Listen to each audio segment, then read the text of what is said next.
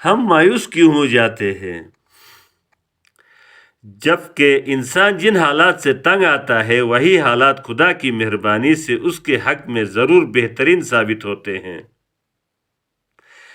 زندگی کے مشکلات و مسائل انسان کو بیدار رکھنے شخصیت کو مضبوط اور صلاحیتوں کی جلب کے لیے معاون ہوتے ہیں۔ زمانہ طالب علمی میں فیس کی عدم ادائیگی پر نکالے جانے والا حکیم سعید تعلیم، صحت اور تحقیقی شعبوں میں پہچان بن جاتا ہے۔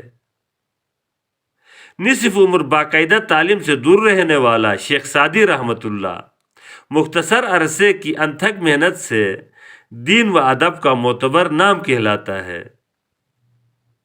یونیورسٹی کا نارمل طالب علم جو اسائنمنٹ بروقت نہ دینے کی صورت فارغ کیا گیا تھا، وہی بل گیٹس سے امید و لگن کے بل بوتے پر دنیا کا فقط 2 اشروں میں امیر ترین افراد کی فہرست میں شامل ہو جاتا ہے۔